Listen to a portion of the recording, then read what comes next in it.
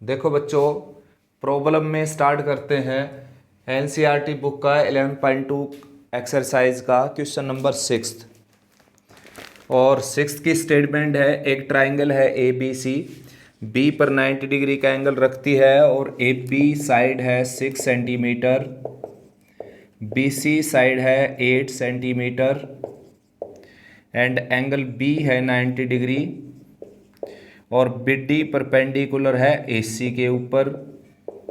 और आपने B C D के ऊपर एक सर्कल ड्रा करना है और फिर कंस्ट्रक्ट करनी है tangent from A to this circle. A से इस सर्कल के ऊपर दो टेंजेंट। तो सबसे पहले हमने क्या लिया, देखो बी सी साइड लिया 8 centimetre, 8 centimetre B C side लेकर और यहाँ पर 90 डिग्री का एंगल बनाएंगे। बी पर 90 डिग्री का एंगल बनाया, देखो यहाँ पर कंपास रखा और एक आर्क लगा दी। अब ये 60 की हो गई और ये 120 हो गया और 60 120 होता है 180, 180 का हाफ हो गया 90। और अब इस जो परपेंडिकुलर वाली लाइन है इस पर एक भी कटेगा 6 सेंटीमीटर। तो 6 सेंटीमीटर लगभग कंपास लेकर और ये कट कर दीजिए यहाँ पर और इसको इससे ज्वाइन कर दीजिए। ये आ गया आपका ए बी सी ट्राइंगल। अब उसने कहा है कि जो बी डी है वो ए सी के ऊपर क्या है 90 डिग्री का एंगल बनाती है, यानी कि एल्टीट्यूड है ये। तो बी पर कंपास रख के और इतना एक्सपेंड करके एक आर्क लगा देंगे, इस आर्क का हाफ कर देंगे। फिर ये आर्क का हाफ हो गया, देखो इसको इससे ज्वाइन कर देंगे। ये आ गया आपका बी डी। अब आपने करना क्या है, देखो बच्चों, जो बी डी सी है एक ऐसा सर्कल ड्रा करना है जो बी सी डी के ऊपर से जाए, बी सी डी के ऊपर से जाए। तो उसके लिए क्या करना पड़ेगा, देखो दो जो साइड हैं इसकी उनके परपेंडिकुलर बाइसेक्टर ड्रा करने पड़ेंगे आपको, क्योंकि परपेंडिकुलर बाइसेक्टर से सरकम सेंटर आएगा, वहीं से सरकम सर्कल आएगा। तो इस जो साइड है इसकी लेंथ से आधे से ज़्यादा थोड़ा सा एक्सपेंड करके, और आधे से ज़्यादा एक्सपेंड करना है वरना कट नहीं होगी आर्क। तो आधे से ज़्यादा एक्सपेंड किया और यहाँ से आर्क लगा दी, ये आर्क लगाकर, और ये हो गया आपका परपेंडिकुलर बाइसेक्टर। ठीक ऐसे ही दूसरी साइड का भी आपने ड्रा करना है, किसी का बी डी का या डी सी का कोई एक का। तो ये परपेंडिकुलर बाइसेक्टर ड्रा कर दिया मैंने यहाँ पर इस तरीके से और इसको इससे ज्वाइन कर दिया, देखो। तो ये बाहर कट कर जाएगा, इसके बाहर भी हो सकता है सरकम सेंटर, ट्राइंगल के अंदर भी हो सकता है। तीसरा और परपेंडिकुलर बाइसेक्टर ड्रा करोगे तो वो यहीं से जाएगा। अब करना क्या है, इसको सेंटर लेकर और तीनों वर्टेक्स जितनी लेंथ लेकर, तीनों वर्टेक्स जितनी, तो एक सर्कल ड्रा करना आपने जो इस ट्राइंगल को टच करके जाएगा। ठीक है ना, इस ट्राइंगल को टच करके जाएगा वो सर्कल। देखो ये पॉइंट था यहाँ पर, ये टच कर गया, ये टच कर गया और ये टच कर गया, ये सर्कल ड्रा हो गया। अब आपका काम क्या है कि ए पॉइंट से इसके ऊपर क्या करना, हमने दो टेंजेंट ड्रा करनी है ए पॉइंट से। तो अब ऐसा क्वेश्चन हो गया कि किसी सर्कल के किसी एक्सटर्नल पॉइंट से दो टेंजेंट ड्रा करना। तो उसके लिए क्या करना पड़ेगा, सर्कल के सेंटर को ज्वाइन करना पड़ेगा इस पॉइंट से। तो ए पॉइंट से मैंने सर्कल का सेंटर ज्वाइन कर दिया जो कि ये था, थोड़ी सी स्ट्रेट लाइन नहीं रही ये ज्वाइन कर दिया। देखो मैंने डायग्राम कुछ ऐसा भर जाएगा कि कुछ दिखाई नहीं देगा लास्ट में। तो देखो यहाँ साइड में मैं आपको बताने लग रहा हूँ साथ साथ, जैसे ये ए पॉइंट था, ये सेंटर था, तो इसको ज्वाइन कर दिया। फिर करना क्या है, इस जो लाइन सेगमेंट आया है इसका हाफ कर देना है, यानी कि परपेंडिकुलर बाइसेक्टर ड्रा कर देना है यहाँ पर आधे से ज़्यादा कंपास एक्सपेंड करके इस तरीके से, और ये आर्क लगा दीजिए इस तरीके से। ये आर्क मैंने थोड़ी सी बाहर लगाई ताकि सारा का सारा इसके अंदर ना भरा जाए ये। तो ये परपेंडिकुलर बाइसेक्टर हो जाएगा जो इसको यहाँ पर कट करेगा। यानी कि मैंने क्या किया है, जो सर्कल था और जो पॉइंट था मेरा, इस लाइन सेगमेंट का मैंने परपेंडिकुलर बाइसेक्टर किया है। देखो इस तरीके से परपेंडिकुलर बाइसेक्टर। ये परपेंडिकुलर बाइसेक्टर हो गया, ठीक है ना। अब करना क्या है, अब जो परपेंडिकुलर बाइसेक्टर ने कट किया इसको यहाँ पर, यानी कि मिड पॉइंट, इसको सेंटर लेकर और एक सर्कल ड्रा करना आपने जो ए और ओ दोनों से होकर जाए, ठीक है ना। ऐसा होगा तो इस सर्कल को ये दो जगह कट करेगा और ये इसकी टेंजेंट हो जाएगी। अब अपने सर्कल इसमें करते हैं, अपने डायग्राम में देखो, जैसे मैंने कहा कि ये जो मिड पॉइंट आया यहाँ पर सेंटर लेकर एक सर्कल ड्रा करना है, तो ये जो मिड पॉइंट आया यहाँ पर सेंटर लेकर और एक सर्कल ड्रा करना आपने, ये सर्कल ड्रा करना है। देखो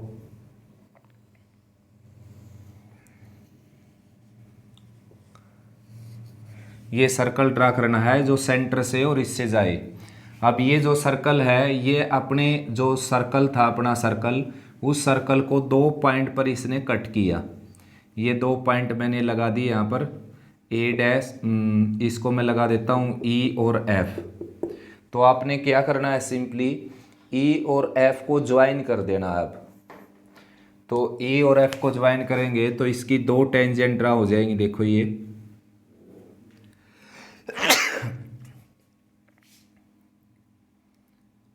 एक पॉइंट ये था तो इसको ज्वाइन कर दिया, और एक पॉइंट ये था इसको ज्वाइन कर दिया। यानी कि जो ट्रायंगल थी, सबसे पहले ट्रायंगल बनाई, फिर एल्टीट्यूड डाला BD, और BCD से ऊपर से जाने वाला एक सर्कल ड्रा किया, और फिर A से इसकी दो टेंजेंट ड्रा की। वो मैंने साइड में साथ में सर्कल एक और बनाकर आपको समझा दिया कैसे टेंजेंट ड्रा की, और दोनों टेंजेंट की लेंथ क्या हो जाएगी, equal, since tangent drawn from external point to a circle are equal in length. तो क्वेश्चन था पेज नंबर 390 पर C5, और इसमें ये लिखा था कि भाई एक सर्कल है 4.5 सेंटीमीटर रेडियस का, 4.5 सेंटीमीटर रेडियस है सर्कल की, ये सर्कल था, और बाहर कोई पॉइंट है उससे इसकी दो टेंजेंट ड्रा करनी है। तो आप रेडियस यहाँ पर दिखा सकते हो, इसका सेंटर का यूज़ किए बिना दो टेंजेंट ड्रा करनी है, तो ये रेडियस है, इसका यूज़ कर सकते हैं हम। रेडियस यहाँ पर ये इसको कट करेगा, इस पॉइंट से इसको ज्वाइन कर देंगे हम, ये आ गया PA। अब टेंजेंट जो है बाहर की एक्सटर्नल पॉइंट से सर्कल की इक्वली लेंथ में होती हैं, तो जितनी ये है लेंथ उतनी लेंथ आप यहाँ पर ये कट करके और इस पॉइंट को ज्वाइन कर सकते हैं आगे। डेफिनेटली ये भी क्या होगी, टेंजेंट इसकी, ठीक है ना। देखो बच्चों, सर्कल की बात करते हैं, सबसे पहले करते हैं सर्कल की डेफिनेशन की बात। Locus of a moving point whose distance from a fixed point is always in constant distance is called circle. मतलब एक कोई फिक्स पॉइंट हो, जैसे आपके पास ये फिक्स पॉइंट है, ये फिक्स पॉइंट है, तो इस फिक्स पॉइंट से एक कोई मूविंग पॉइंट है जो इस फिक्स पॉइंट से हमेशा कांस्टेंट डिस्टेंस पर रहता है। तो मूविंग पॉइंट यानी कि मूव करता हुआ पॉइंट, ऐसे इस तरीके से, तो भाई वो इससे अगर कांस्टेंट डिस्टेंस पर रहेगा तो वो इस तरीके से मूव करेगा ना, जैसे मेरा मार्कर मूव करने लग रहा है, वरना तो कांस्टेंट डिस्टेंस पर रहेगा नहीं इससे। देखो ये मूविंग पॉइंट है, ये ऊपर से घूम गया, जो ये सारा मूविंग पॉइंट है, इसने एक रास्ता बना दिया मूविंग पॉइंट ने। तो ये मूविंग पॉइंट जो है, इसका जो लोकस है वो सर्कल कहलाएगा, अगर केवल एक कंडीशन को पूरा करे कि ये जो मूविंग पॉइंट है फिक्स पॉइंट से हमेशा कांस्टेंट डिस्टेंस पर रहे। Locus of a moving point whose distance from a fixed point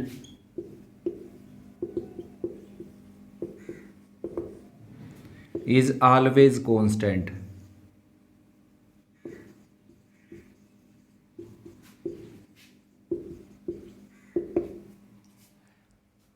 देखो लोकस यानी कि रास्ता, जो रास्ता मैंने बनाया है मार्कर से, ये रास्ता सर्कल कहलाएगा अगर ये एक कंडीशन को पूरा करे कि ये जो रास्ता जिस पॉइंट ने बनाया है वो पॉइंट इस फिक्स पॉइंट से हमेशा कांस्टेंट डिस्टेंस पर रहे। फिक्स्ड पॉइंट है ये, मान लो ये डिस्टेंस आपकी, अगर मान लो ये डिस्टेंस अगर 5 सेंटीमीटर है, ये डिस्टेंस 5 सेंटीमीटर, तो ये डिस्टेंस भी क्या होगी 5 सेंटीमीटर। ये डिस्टेंस भी क्या होगी 5 सेंटीमीटर। यानी कि केवल इस कंडीशन को पूरा करिए कि यहाँ से इसकी डिस्टेंस हमेशा क्या रहे कांस्टेंट। ये नहीं कि हर किसी केस में 5 सेंटीमीटर रहेगी, कोई छोटा सर्कल होगा उसकी डिस्टेंस कम रहेगी। तो ये सर्कल की डेफिनेशन है, वेरी बिगनिंग से हम स्टार्ट करेंगे सर्कल को, ठीक है ना। तो भाई आगे चलते हैं अब। उसके बाद जो है मैंने इसमें डेफिनेशन में यूज़ किया फिक्स्ड पॉइंट का, जिसको हम सेंटर बोलते हैं, इसका नाम है सेंटर। और जो कांस्टेंट डिस्टेंस का जिक्र किया मैंने, कांस्टेंट डिस्टेंस का, ये होती है रेडियस, ये है इसकी रेडियस, ये रेडियस। दो मेन चीज़ें होती हैं इसमें, सेंटर और रेडियस। अब क्या है आपके लिए नया सीखने को यहाँ पर ये है कि सर्कल की इक्वेशन होती कैसे है। जैसे स्ट्रेट लाइन की इक्वेशन मैंने आपको बताई, किस तरह की स्ट्रेट लाइन की इक्वेशन होती है, उसकी जनरल फॉर्म क्या होती है। ठीक ऐसे ही मैं सर्कल की इक्वेशन बताते हैं आपको कि किस तरह की इक्वेशन होती है सर्कल की। तो डेफिनेशन का ही यूज़ करना हमने सर्कल की उसमें इक्वेशन में। देखो ये सेंटर जो है, सेंटर मैंने ले लिया यहाँ पर एच के, सेंटर ले लिया इसका एच के, कुछ भी ले सकते हो। ये सेंटर ले लिया मैंने इसका एच के, और ये मूविंग पॉइंट ले लिया P x y, moving point जिसने ये रास्ता बनाया है सारा का सारा, ये मूविंग पॉइंट ले लिया हमने। और ये जो डिस्टेंस है इसकी रेडियस, इसको ले लिया आर के इक्वल रेडियस को। अब देखो ये डिस्टेंस कैसे निकलेगी, डिस्टेंस फार्मूले से x1 माइनस x2 का होल स्क्वायर, जो कि क्या है x माइनस h का whole square, plus y minus k का होल स्क्वायर, और अंडर द स्क्वायर रूट, ये डिस्टेंस निकलेगी। और ये डिस्टेंस मैंने किसके इक्वल ऐड कर ली, r के इक्वल, तो ये r के इक्वल हो गया। अब स्क्वेयरिंग बोथ साइड कर देना आपने, स्क्वेयरिंग बोथ साइड। तो स्क्वेयरिंग बोथ साइड करने से आपके पास सर्कल की इक्वेशन आ जाएगी। देखो x minus H square plus y minus के स्क्वेयर और राइट साइड में आर स्क्वेयर। इसको सर्कल की स्टैंडर्ड फॉर्म बोलते हैं, स्टैंडर्ड फॉर्म।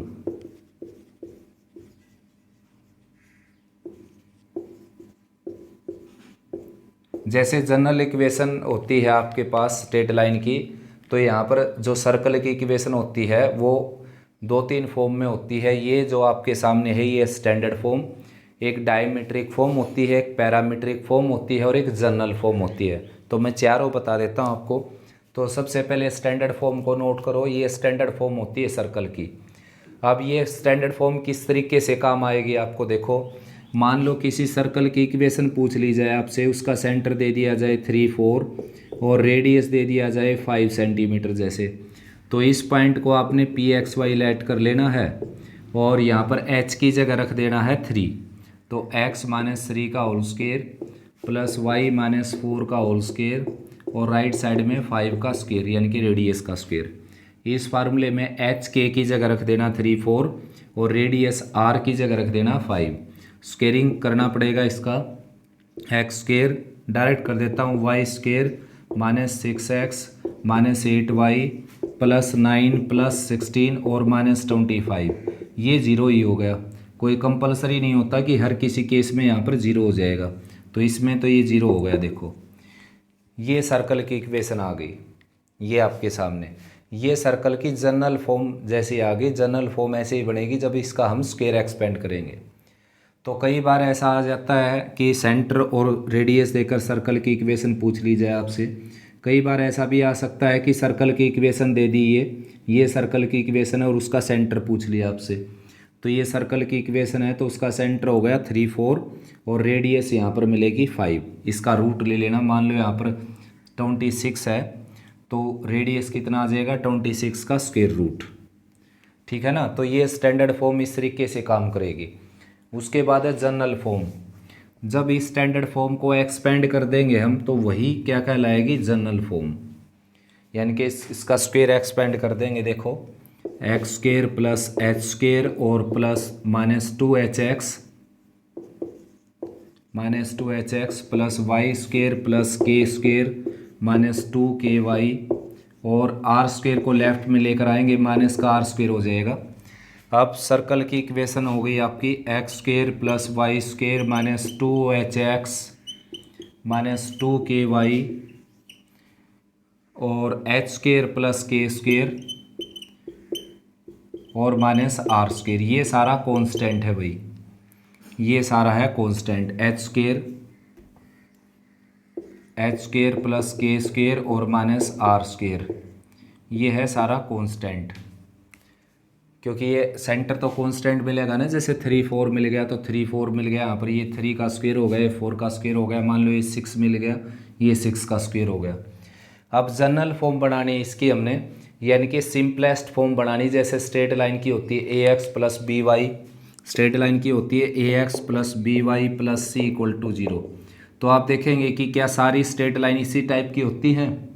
बिल्कुल होती हैं, लेकिन उसमें क्या है, किसी में यहाँ पर माइनस का साइन, किसी में यहाँ पर माइनस का साइन, किसी में यहाँ माइनस का साइन, किसी में ये 0, किसी में ये 0, किसी में ये 0, लेकिन होती इसी टाइप की हैं। तो ठीक ऐसे इसको भी मैं उसी में कन्वर्ट कर देता हूँ, x square plus y square और माइनस 2hx और माइनस 2ky, और इन तीनों की जगह क्या ले लेंगे हम, c, क्योंकि ये तीनों कांस्टेंट हैं तो ऐड सब्ट्रैक्ट होकर कुछ न कुछ बनेगा। जैसे अब ये क्वेश्चन करवाया था मैंने, तो उसमें क्या बन गया था, 0, तो यहाँ पर 0 आ गया था ना इसकी जगह। अब ये अगर मान लो यहाँ पर कुछ भी है, जैसे 27 है, तो कुछ न कुछ तो ऐड सब्ट्रैक्ट होकर एक नंबर आएगा, तो उसकी जगह हमने c ले लिया। यानी कि एक फेस याद करना चाहते हैं हम, सर्कल की इक्वेशन किस फेस में होती है। अब ये है, जैसे देखो स्ट्रेट लाइन की इक्वेशन कोई ऐसे याद नहीं करता, वैसे ये भी स्ट्रेट लाइन की इक्वेशन होती है, ये भी स्ट्रेट लाइन की इक्वेशन ऐसे कोई याद नहीं करता, प्लस के साइन लेकर याद की जाती है। तो यहाँ पर भी हम प्लस का साइन में कन्वर्ट कर देंगे इसको, यानी कि ये होगी x square plus y square plus 2hx plus 2ky और प्लस c इक्वल टू 0। ये सर्कल की होगी जनरल फॉर्म, यानी कि सारे सर्कल इस टाइप के होंगे। अब आपकी बुक में या और किसी बुक में देखोगे तो h और k की जगह वहाँ पर मिलेगा आपको g और x, g और f मिलेगा यहाँ पर, g और f। g और f कैसे आएगा, जब सर्कल का सेंटर माइनस g और माइनस f ले लिया जाए। सर्कल का centre minus g minus f ले लिया और उसकी रेडियस ले ली जैसे r, ये r ले ली, तो इक्वेशन हो गई x माइनस जी यानी कि प्लस जी का whole square, y plus f का होल स्क्वायर और राइट में रेडियस का स्क्वायर। अब स्क्वेयरिंग करेंगे, स्क्वायर एक्सपेंड करेंगे इसका, तो ये आ जाएगा x square plus Y square plus 2gx plus 2fy और plus g square plus F square और माइनस आर स्क्वायर। तो इन तीनों की जगह जो है वो c में कन्वर्ट कर देंगे हम, तो यहाँ आंसर आ जाएगा x square plus Y square plus 2gx plus 2fy और प्लस c इक्वल टू 0। तो ये सर्कल की जनरल फॉर्म हो गई, यानी कि सारे के सारे सर्कल इस टाइप के होंगे। टाइप पहचान लेना, एक्स स्क्वायर वाई स्क्वायर की दोनों की टर्म होंगे और दोनों के कोफिशिएंट या तो 1 1 होंगे या फिर सेम होंगे। जैसे 3 3 भी हो सकते हैं, 4 4 भी हो सकते हैं, 5 5 भी हो सकते हैं। ऐसा कभी नहीं होगा कि एक्स स्क्वायर का कोफिशिएंट 5 हो गया और वाई स्क्वायर का कोफिशिएंट 6 हो गया, यानी कि डिफरेंट कभी नहीं होंगे, सेम कोफिशिएंट होंगे एक्स स्क्वायर और वाई स्क्वायर के। ठीक है ना, ये आपने याद कर लेनी, सर्कल की जनरल फॉर्म होती है। साथ साथ और बता दूं कि g की वैल्यू भी 0 हो सकती है, f की वैल्यू भी 0 हो सकती है, c की वैल्यू भी 0 हो सकती है, c f दोनों की वैल्यू एक साथ 0 हो सकती है, c और g की वैल्यू दोनों की एक साथ 0 हो सकती है, g और f की दोनों की वैल्यू एक साथ 0 हो सकती है। लेकिन g, f और c की तीनों की वैल्यू अगर एक साथ 0 हो गई तो ये सर्कल आपका बन जाएगा, ये जिसको बोलते हैं ऑर्डर्ड पेयर 0 0, क्योंकि केवल इसको 0 0 सेटिस्फाई करते हैं, ये बन जाएगा 0 0, ऑर्डर्ड पेयर 0 0। तो इसको ऑर्डर्ड पेयर 0 0 भी बोलते हैं और कोई लोग इसको बोलते हैं पॉइंट सर्कल, मतलब ऐसा सर्कल जिसकी रेडियस 0। देखो ये रेडियस 0 है, x माइनस एच का स्क्वायर वाई माइनस के का स्क्वायर। स्टैंडर्ड फॉर्म से कन्वर्ट करूँ अगर मैं इसको, तो एक्स स्क्वायर को लिखूँ x माइनस 0 का होल स्क्वायर, वाई स्क्वायर को y माइनस 0 का होल स्क्वायर और राइट साइड में 0 का स्क्वायर। तो ऐसा सर्कल होगा जिसका सेंटर 0 0 पर होगा ये, और जिसकी रेडियस 0 होगी, तो ये पॉइंट सर्कल भी बोल देते हैं इसको। लेकिन सही मायने में इसको ऑर्डर्ड पेयर बोलना चाहिए, क्योंकि पॉइंट सर्कल होता ही नहीं। एक ऐसा सर्कल होता है इन दुनिया में जिसका सेंटर जीरो हो। जैसे ये सर्कल है, इसका भी सेंटर कुछ न कुछ है, जीरो तो कैसे है, ये देखो जीरो नहीं है, इसका सेंटर जीरो से बड़ा है कुछ न कुछ। तो इसको पॉइंट सर्कल बोलना ठीक नहीं, इसको ऑर्डर्ड पेयर बोल देना आपने, जीरो जीरो, क्योंकि इसको केवल जीरो जीरो सेटिस्फाई करता है। ये केस कब बनेगा, जब जी, एफ और सी तीनों की वैल्यू जीरो हो जाएगी। तो अभी मैंने आपको बताया स्टैंडर्ड फॉर्म क्या होती है और जनरल फॉर्म क्या होती है। अब इनको दोनों को एक बार समराइज कर देता हूँ मैं, देखो।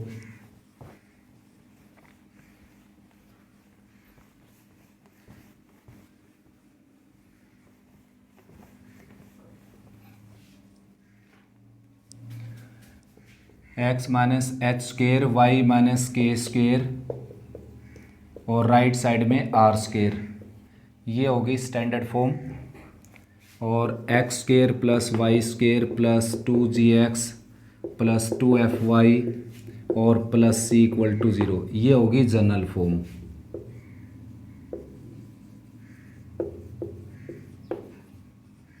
और ये स्टैंडर्ड फॉर्म हुई। स्टैंडर्ड फॉर्म को जनरल फॉर्म में कन्वर्ट किया जा सकता है और जनरल फॉर्म को स्टैंडर्ड फॉर्म में। तो स्टैंडर्ड फॉर्म को जनरल फॉर्म में कैसे कन्वर्ट करेंगे, स्क्वायर एक्सपेंड कर दो, जनरल फॉर्म हो जाएगी। और इसको स्टैंडर्ड फॉर्म में कैसे कन्वर्ट करें, देखो कंप्लीटिंग स्क्वायर लगा दो यहाँ पर, स्टैंडर्ड फॉर्म हो जाएगी ये। प्लस वाई स्क्वायर की टर्म अलग और वाई की टर्म अलग और एक्स की टर्म अलग। ये देखो एक्स के कोफिशिएंट का हाफ करेंगे जो कि जी हो जाएगा, और उसका स्क्वायर ऐड और सबट्रैक्ट कर देंगे, 2gx और प्लस जी स्क्वायर कर दिया, और राइट में भी जी स्क्वायर ऐड कर दिया मैंने। ठीक ऐसे ही y की जो टर्म है उसमें y के कोफिशिएंट का हाफ करेंगे, जो कि कितना है y का कोफिशिएंट 2f, तो उसका हाफ आ जाएगा f, तो उसका स्क्वायर ऐड कर देना है और राइट में भी ऐड कर देना है, और प्लस में c है यहाँ पर। तो इसको जो है कंप्लीट स्क्वायर में बंद कर सकते हैं। इसका रूट x हो गया, इसका रूट g हो गया, और इसका साइन लगा दिया हमने x प्लस जी का होल स्क्वायर।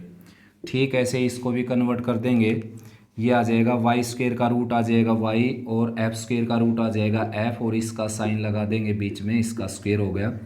और राइट में जो है जी स्क्वायर प्लस एफ स्क्वायर और माइनस सी, ये हो गया, जिसको r लिख देते हैं, r लिख सकते हैं हम इसको, r स्क्वायर। तो ये हो गया x प्लस जी का होल स्क्वायर और y प्लस एफ का होल स्क्वायर, और राइट में हो गया जी स्क्वायर प्लस एफ स्क्वायर और माइनस सी के स्क्वायर रूट का स्क्वायर लिख दिया, जो आर स्क्वायर का काम करेगा। अब इसके साथ अगर कंपेयर करूँ मैं, तो इसका सेंटर है, इसको जीरो के इक्वल रखूँ, इसको जीरो के इक्वल रखूँ, यानी कि एच के। तो ठीक ऐसे ही इसका सर्कल का सेंटर अगर मैं निकालूं, तो इसको जीरो के इक्वल रखूँगा तो माइनस जी, और इसको जीरो के इक्वल रखूँ तो माइनस एफ, और रेडियस इसकी क्या होगी, रेडियस ये होगी G square plus F square minus C, G square plus F square minus C का स्क्वायर रूट। जैसे इसकी रेडियस है, स्क्वायर हटाने के बाद आर, तो इसमें भी स्क्वायर हटाने के बाद जो ये बच गई रेडियस बच गई। अब क्या है कि सर्कल की जनरल फॉर्म को इस तरीके से एक्सपेंड करके सेंटर और रेडियस निकालने की ज़रूरत नहीं है आपको। सीधा सीधा x के कोफिशिएंट को -2 से और y के कोफिशिएंट को -2 से डिवाइड करके डायरेक्ट सेंटर निकल जाएगा। जैसे इसको -2 से इसको -2 से डिवाइड करूँ तो सेंटर आ गया -g -f, और रेडियस क्या हो जाएगा, जो सेंटर आया उसके स्क्वायर का सम, और माइनस में c under the square root, ये वाला c। अब जैसे एक सर्कल की इक्वेशन लिखता हूँ मैं, x square plus Y square plus 3x और -4y और प्लस 8 राइट साइड 0। तो इसका सेंटर निकालना हमने, तो इसको -2 से डिवाइड करूँगा -3/2, इसको -2 से डिवाइड करूँगा 2, ये सेंटर हो गया। रेडियस निकालना है तो इसका स्क्वायर करेंगे 9/4, प्लस में इसका स्क्वायर करेंगे 4, और माइनस में ये लिखेंगे अंडर द स्क्वायर रूट, ये रेडियस निकल जाएगा। तो यानी कि सर्कल की जनरल फॉर्म दे रखी है तो उसका सेंटर रेडियस आसानी से निकाला जा सकता है, और सर्कल की स्टैंडर्ड फॉर्म दे रखी है तो उसमें तो सेंटर और रेडियस यहाँ पर दिखाई देते हैं ही आपको। उसके बावजूद एक बात का और ध्यान रखना है, जैसे मैंने सेंटर निकालने के लिए बताया कि -2 से डिवाइड कर देना है। बाई चांस इक्वेशन ये है आपकी 3x² plus 3y² plus 6x minus 8y और -1 राइट में 0। तो इसका सेंटर निकालने के लिए -2 से डिवाइड नहीं करना, पहले इसको 3 से डिवाइड करना पड़ेगा, क्योंकि सर्कल की इक्वेशन इस फॉर्म में बनानी पड़ेगी। पहले आपको 3 से इसको डिवाइड करेंगे, 3 से, देखो 3 से इसको डिवाइड कर दिया 3 से, तो यहाँ पर आ जाएगा 2 और यहाँ पर 8/3 और यहाँ पर -1/3। अब सेंटर निकालने के लिए इसको -2 से डिवाइड करना दोबारा से, पहले तो इनके कोफिशिएंट 1 बनाने हैं, अब -2 से डिवाइड करना, तो -2 से डिवाइड करेंगे -1, -2 से डिवाइड करेंगे इसको, तो ये आ जाएगा 4/3। ये सेंटर हो गया और रेडियस हो गया 1 का स्क्वायर और 4/3 का स्क्वायर और -c, तो +1/3 अंडर द स्क्वायर रूट, ये रेडियस आ जाएगा। तो सर्कल की जनरल और स्टैंडर्ड फॉर्म याद कर लेनी है आपने। अब मैं बताता हूँ डायमीट्रिक फॉर्म, यानी कि सर्कल के डायमीटर के अगर एंड पॉइंट दे रखे हैं तो भी सर्कल की इक्वेशन निकल सकती है।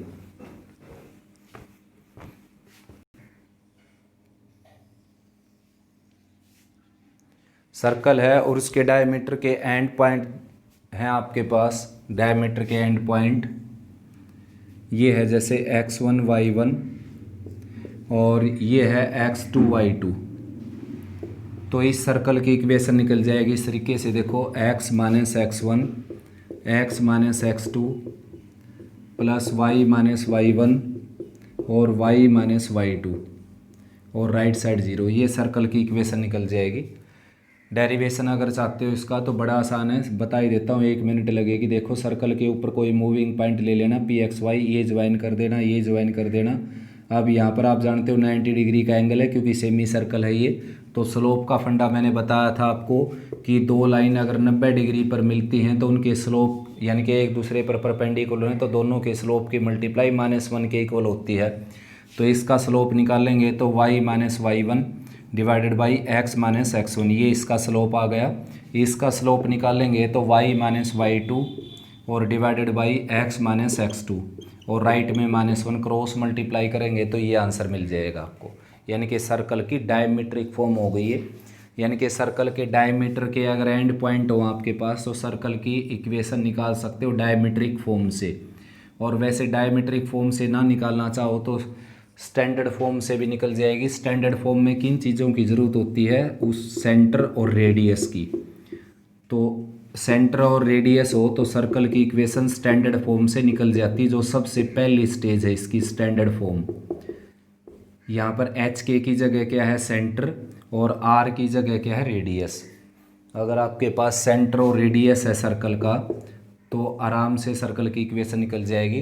तो जब डायमीटर के एंड पॉइंट है आपके पास तो सेंटर आ जाएगा मिड पॉइंट लेने से, दोनों का मिड पॉइंट होता है सेंटर, और रेडियस आ जाएगा, ये डिस्टेंस निकाल लो, उसको 2 से डिवाइड कर दो, रेडियस आ जाएगा। तो यानी कि डायमीटर के एंड पॉइंट दे रखे हो तो सर्कल की इक्वेशन इस तरीके से भी निकाली जा सकती है। लेकिन फिर भी आपने डायमीट्रिक फॉर्म याद करनी है क्योंकि इसके ऊपर कुछ भी क्वेश्चन बन सकता है। उसके बाद है लास्ट पैरामीट्रिक फॉर्म सर्कल की।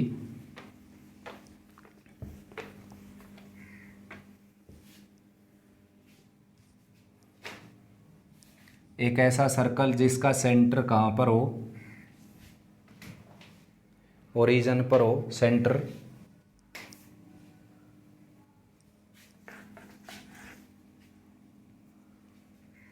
उसकी डायमीट्रिक उसकी पैरामीट्रिक फॉर्म कैसे निकालेंगे हम, देखो मान लो ये सेंटर है, ठीक है ना, और सेंटर है ये और ये ओरिजिन भी है, y एक्सिस और x'। तो सर्कल की रेडियस दे रखी है r यूनिट, इसके ऊपर कोई पॉइंट है pxy, ये सर्कल के ये एंगल है थीटा।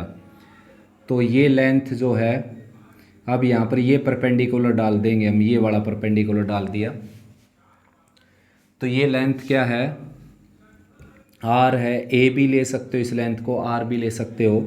अब देखो pa ये है और o ये है, तो pa मैं ऊपर रखूँ और op नीचे रखूँ तो क्या बन जाएगा, देखो pa ऊपर रखने से और op नीचे रखने से साइन थीटा बन जाएगा। तो pa की वैल्यू क्या आ जाएगी, pa जो कि ये है यानी कि जो अपना कोण है x, यहाँ पर x है ये pa, देखो ये x रहा, तो x की वैल्यू क्या आ जाएगी, op साइन थीटा, और op क्या है आपके पास r, तो x की वैल्यू आ गई r साइन थीटा। ठीक है, ऐसे y की वैल्यू निकालेंगे। अब की बार AP में ऊपर रख लेता हूँ। AP की लेंथ y थी भाई बच्चों, AP ये है, तो AP कितना आपके पास y, देखो ये रहा y, तो y की वैल्यू आ गई है। और फिर उसके बाद OA की वैल्यू निकाल देता हूँ, OA डिवाइडेड बाई OP, ये आ गया बेस बाई हाइपोटेनस यानी कि कोस थीटा। तो OA की वैल्यू क्या आ जाएगी, OP कोस थीटा, और OP क्या है, OP है यहाँ पर R, और OA क्या है, OA देखो ये x रहा, ये पॉइंट ले रखे मैंने x, तो यही होती है parametric form, x is equal to are cos theta and y is equal to r sine theta. Parametric form में क्या होता है, लिख देता हूँ पहले पैरामीट्रिक फॉर्म। पैरामीट्रिक फॉर्म में क्या है, एक तीसरा वेरिएबल एंट्री कर जाता है। जैसे फिलहाल दो वेरिएबल थे x और y, स्टैंडर्ड फॉर्म और जनरल फॉर्म में दो ही वेरिएबल थे x और y, तो पैरामीट्रिक फॉर्म में एक तीसरा वेरिएबल एंट्री कर जाता है जो इन दोनों को सेपरेट कर देता है। देखो x और y को सेपरेट कर दिया, ये पैरामीटर है इस इक्वेशन का, ठीक है ना। r थीटा यहाँ पर क्या है, सॉरी थीटा क्या है पैरामीटर, r कांस्टेंट है क्योंकि रेडियस तो इतनी ही रहेगी, कहीं पर भी आ जाए ये पॉइंट कहीं पर भी चले आ जाए रेडियस उतनी रहेगी, लेकिन एंगल चेंज हो जाएगा, एंगल बदल जाएगा, एंगल वेरी कर जाएगा, इसलिए एंगल क्या है वेरिएबल, क्योंकि ये बदलेगा। तो ये पैरामीटर है इसका, और एक्स वाई इसके वेरिएबल थे, ठीक है ना। तो इसको बोलते पैरामीट्रिक फॉर्म। अगर सर्कल का सेंटर ओरिजिन पर नहीं हो तो फिर पैरामीट्रिक फॉर्म इस तरह की होती है, x is equal to h plus r cos theta and y is equal to k plus r sine theta. अब ये पैरामीट्रिक फॉर्म है सर्कल की जिसका सेंटर एच के ऊपर है। अब क्या, और रेडियस आर है, इसका सेंटर 0 0 पर है, रेडियस आर है, इसका सेंटर एच के ऊपर है, रेडियस आर है। तो पैरामीट्रिक फॉर्म से कार्टेशियन फॉर्म में जा सकते हैं हम। कार्टेशियन फॉर्म कौन सी, जनरल या स्टैंडर्ड फॉर्म। तो कैसे जाएंगे, स्क्वायर करके इसको ऐड कर देंगे, स्क्वेयरिंग एडिंग करेंगे तो राइट साइड में क्या आ जाएगा, r square cos square plus r square sine square, जो कि आर स्क्वायर इंटू 1 हो जाएगा। तो ये स्टैंडर्ड फॉर्म आ गई, जनरल फॉर्म भी बोल सकते हो, स्टैंडर्ड फॉर्म भी बोल सकते हो। ठीक, ऐसे ही इसको भी स्टैंडर्ड फॉर्म में कन्वर्ट किया जा सकता है, यानी कि कार्टेशियन में, जनरल या स्टैंडर्ड में। एच को लेफ्ट में ले आएंगे, X minus H is equal to are cos theta, और के को लेफ्ट में ले आएंगे इसमें से, और आर साइन थीटा, और स्क्वेयरिंग करके ऐड कर देंगे। तो ऐसा करेंगे तो लेफ्ट में आ जाएगा X minus H square, Y minus के स्क्वेयर, और राइट साइड में आ जाएगा आर स्क्वेयर।